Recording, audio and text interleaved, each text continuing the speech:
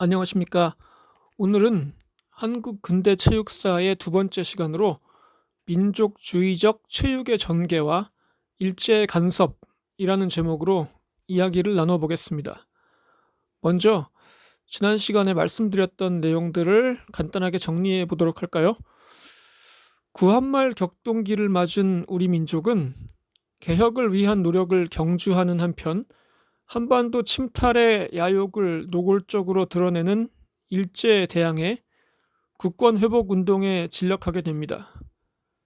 1895년 고종이 교육 입국 조서를 통해 체육의 중요성을 강조하면서 당대의 많은 지식인들과 사상가들이 이를 지지하는 글을 남겼는데요. 해학 이기, 백암 박은식, 호암 문일평 선생 등이 그런 분들입니다.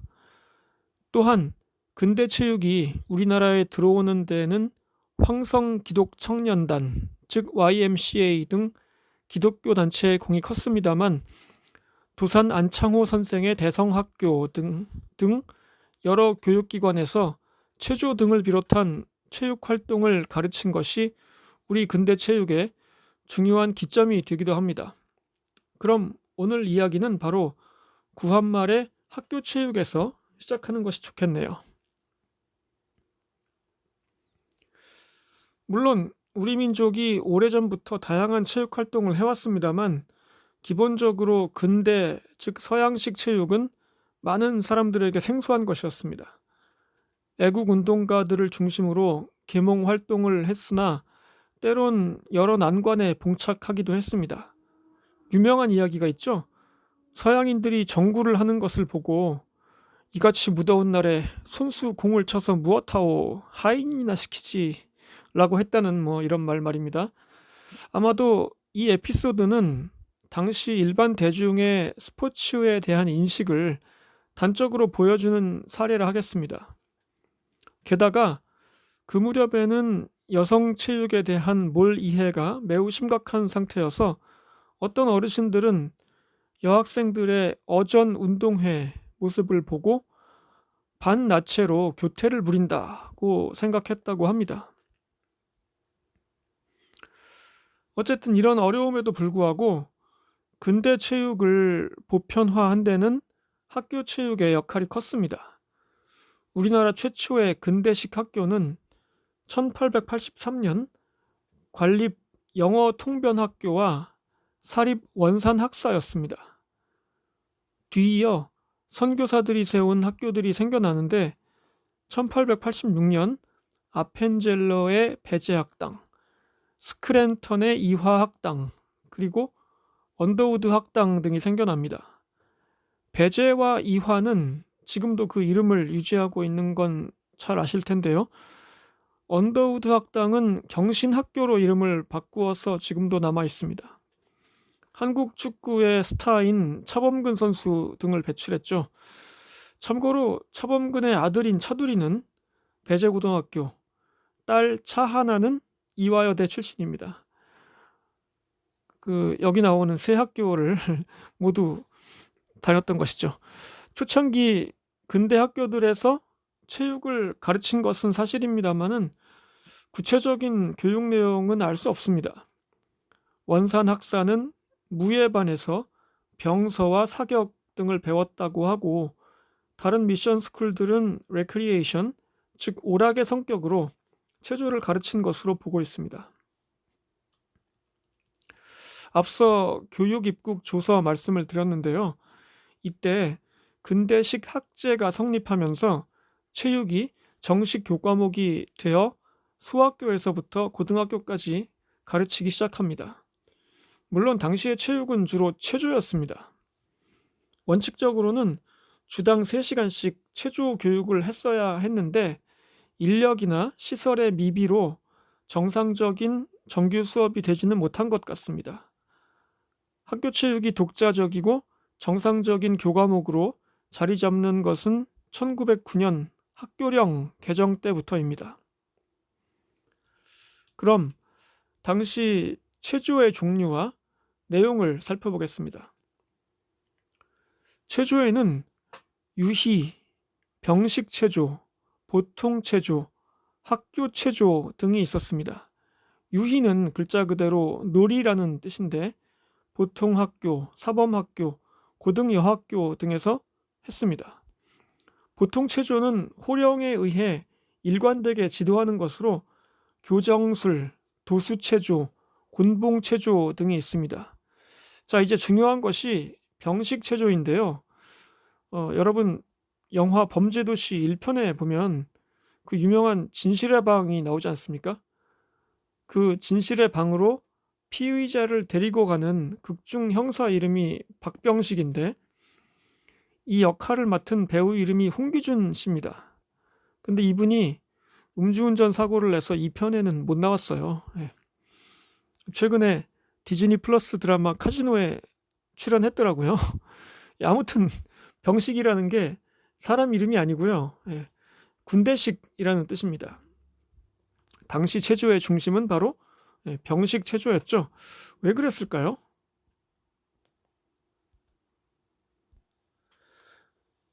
병식 체조의 내용은 신병 훈련소에서 퇴소식 때 하는 분열 같은 대열 행진, 총검술과 비슷한 집총 교련, 그리고 요즘은 뜀걸음이라고 하는 구보 등입니다. 모두 소수 지도자의 호령이나 신호로 집단적 획일적 동작을 구현할 수 있다는 특징이 있습니다.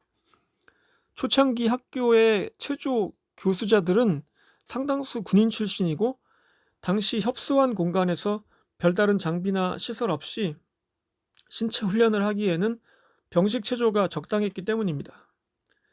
제가 몇 년 전에 알폰소 쿠아론 감독의 자전적 작품인 로마라는 영화를 봤는데요.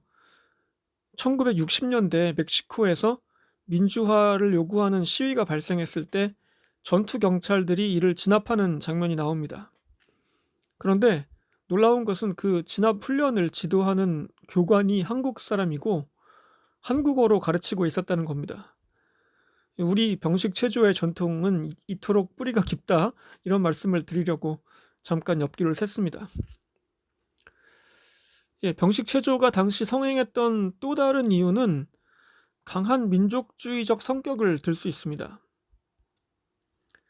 이미 1905년 을사조약으로 외교권을 빼앗긴 데 이어 1907년에는 군대가 해산되고 우리 민족은 망국의 길로 치닫고 있었는데요. 그 전후로 해서 억울하게 군복을 벗은 장교들이 학교에서 군대식 훈련을 시키니 당연히 민족주의적 성격을 지닐 수밖에 없었죠. 이런 의의에도 불구하고 병식 체조는 큰 문제점을 가지고 있었습니다. 뭘까요? 잠시 생각할 시간을 드리도록 하겠습니다. 일단 군사훈련의 성격이 너무 강하다 보니까 체육의 목적인 신체의 정상적 발달과 정신의 함양이라는 목표를 이루기에는 맞지 않았다는 겁니다. 또 재미가 없다는 결정적인 문제점이 있었죠. 모름지기 스포츠라는 게 하는 과정이 즐거워야 적극적으로 참여하게 되는데 한마디로 너무 힘든 겁니다. 게다가 군 출신의 무서운 선생님들이 강압적인 방식으로 지도하는 경우도 많아서 학생들이 기피하다가 퇴학 등의 징계를 받기도 하는 등 큰 문제가 생겼습니다. 그래서 1906년 기계체조, 1909년 곤봉체조 등 새로운 체조를 소개하여 학생들이 다양한 운동을 통해 흥미를 느끼게 하려는 노력을 했습니다. 1909년에 학원령 개정 공포 이후 체육 교육의 내용은 학교 체조로 일원화되면서 병식 체조의 전성기는 막을 내립니다. 병식 체조는 일본이 군국주의 국가를 건설하기 위한 하나의 수단으로 소개한 것인데 앞서 말했듯 우리나라의 학교 교육에서는 민족주의 정신을 고취하고 일본의 침략을 막아내기 위해 가르쳤기 때문에 일제가 보기에는 마땅치 않을 수밖에 없었을 겁니다. 지난 시간에 대성학교에서 체육활동으로 학생들에게 군사훈련을 시켰다는 말씀을 드린 바 있습니다. 그 밖에 다른 대부분 사립학교에서도 해산당한 군인들이 체육교사로 부임하여 비슷한 양상을 보이게 됩니다. 남강 이승훈 선생이 설립한 정주의 오산학교에서는 제식훈련을 비롯한 여러 활동을 했는데 한겨울에 학생들과 당시 교사였던 박우병이라는 분이 함께 맨발로 구보를 해서 몸에서 뽀얀 수증기가 공중에 올라왔다는 기록이 있을 정도니까 이건 뭐 군사훈련 못지않은 거죠. 이렇듯 한말 학교에서 체육교육은 용감력, 인내력은 물론 실제 군사 전술 전략 또한 그 내용으로 하고 있었습니다. 당시 상당수였던 기독교 계통의 학교에서도 민족주의적 체육이 나타났는데 특히 1905년 이후에는 국권 회복을 위한 창가와 체조가 주요한 교과목이 되었습니다. 여기서 창가라는 것은 구체적으로 그리스도 군병가 등의 노래를 말합니다. 미국에서 1860년대에 벌어졌던 남북전쟁에서는 찬송가를 변형한 군가를 많이 불렀는데 아마도 여기에 가사를 바꿔서 부르지 않았나 생각합니다. 제가 가끔 고등학교 야구대회를 보러 가면 배재 같은 학교들이 지금도 이런 응원가를 부릅니다. 전통이 남아있는 거죠. 앞서 체조를 통한 민족주의 정신의 함양 노력을 말씀드렸습니다마는 원래 이런 학교 체육과 병식 체조는 우리보다 서구화에 앞장섰던 일본이 메이지 유신 이후 전개했던 군국주의와 관계 깊습니다. 즉 강한 군대를 만들려면 당시 일본 집권 세력이 보기에 구미인들에 비해 열등한 일본 남성들의 체격과 체력을 강화하기 위해 체육을 이용하려 했던 거죠. 즉 미래의 군인이 될 학생들에게 철봉, 도약, 장거리, 단거리, 달리기 등을 가르쳐 체력 향상은 물론 상관의 명령에 복종하며 단체 생활하는 습관을 들이도록 한 겁니다. 구한말 체육의 양대 축이라고 할 수 있는 것은 학교에서의 병식 체조와 함께 사회체육의 성격을 띤 운동회가 있습니다. 최초의 운동회는 지금의 서울 성북구 삼선교 부근인 삼선평에서 영어학교가 벌인 화류회였는데요. 운동회는 근대 체육의 보급이라는 역할 외에도 민족의식의 각성과 새로운 지식의 계몽, 그리고 국권 회복 운동 등 다양한 역할을 했습니다. 여러분도 학교 다닐 때 운동회를 경험하셨을 텐데요. 당시의 운동회는 학교 울타리 안에만 머물지는 않았습니다. 즉, 비록 장소는 주로 학교이더라도 일반 시민들이 관중이나 후원자로 적극 참여했고 나중에는 일반 직장에서도 운동회를 개최해 가족들이 함께 즐기기도 했습니다. 이 시기 운동회가 갖는 중요한 특징을 6가지로 나누어 설명해 보겠습니다.